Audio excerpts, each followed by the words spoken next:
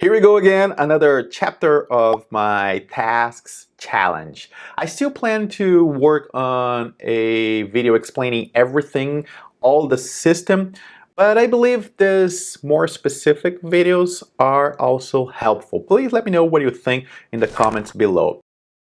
By now, you already know that I love the fact that we can create tasks anywhere in a note and in any note and deal with them and see all of them together in a single place. That's great, but for a specific group of recurring tasks, I felt the need of a specific place, a notebook that I named tasks. There are many notes there, but today we are talking about birthdays and payments. The notebook helps me remember where all these tasks, this group of tasks are. There's also the fact that I can get there quickly if you use the Command J keyboard shortcut on a Mac or Control Q on Windows. You'll see a pop-up, just type tasks and there we go. By the way, there are many other shortcuts that can help you quickly move around Evernote. You'll find a link to a video about this topic in the description below. And finally, there's the fact that the note title gives context to the task, meaning that I don't have to write a giant sentence to explain that task, what I want to do. Looking at the note title and some words, I don't have to write a lot of words, I can figure out, oh, I know what I have to do here. I've been talking about this task note connection for a while on all the videos about tasks, but the examples you see today will help you really understand that. This is easy to guess, right? The name of the note is birthdays and the recurring task, annually recurring task, has the name of the person. And for no reason at all, I order the tasks in the note in chronological order. However, there is a small detail. Each task starts with a cake emoji. You soon understand how useful that is. This note also has my anniversary and first date with my wife, but they start with different emojis. But before moving to the next example, I'd like to take a moment to thank new channel members. If what I'm doing here is helpful and you wish to support the channel, please consider becoming a member.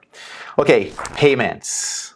Again, it's easy to guess. The note title is payments, but things here are a little different.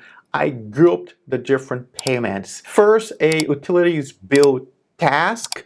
Below that, I have a list with the names of the companies. They have different payment dates, but I pay them in the same day. That's why I only have a list below it. If you prefer to pay them on the due date, you can create different tasks for each company. I also have here some payments related to my company, like taxes and other things that we have to pay, constantly paying, right? This is all we do all the time. Another example is my home insurance and so on. I think you got the idea. It's just to organize, to make it easy to find the groups if I need to change or add any. We always have to add payments, right? All these tasks also start with an emoji. In this case, it's an euro bill. And now you understand how useful that is. Aside from the emojis that are a much more recent addition, I'm testing this system since the very beginning of my tasks challenge. I believe the key here is payments and birthdays are time sensitive, and like so many other to-dos, they will climb the tasks list as time goes by or as we complete the tasks on the top of the list. However, the climbing coupled with the emojis will make those tasks stand out.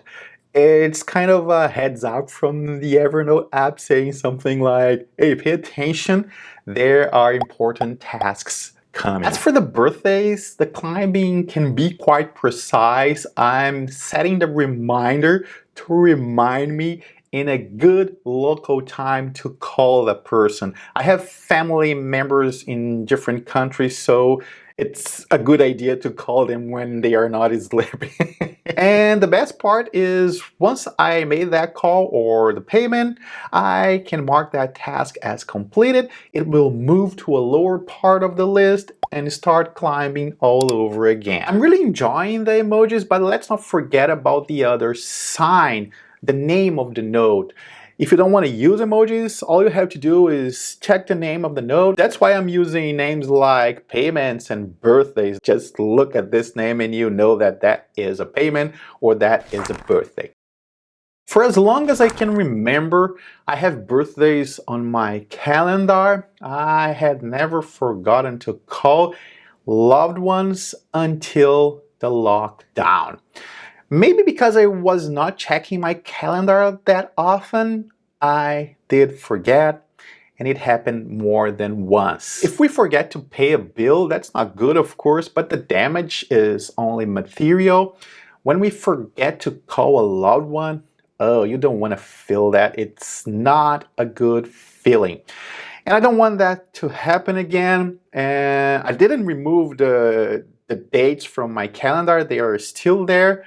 But thinking about what happened, Evernote is an app that I open all the time. All the information I need is there. So I'm constantly opening it, using it every day and multiple times a day. So the chances I'll see a task, a birthday task, even if I'm not using or checking my calendar, are much higher. I wouldn't say this is failure proof, nothing is, but I'm much more comfortable now. Anyway, so far so good.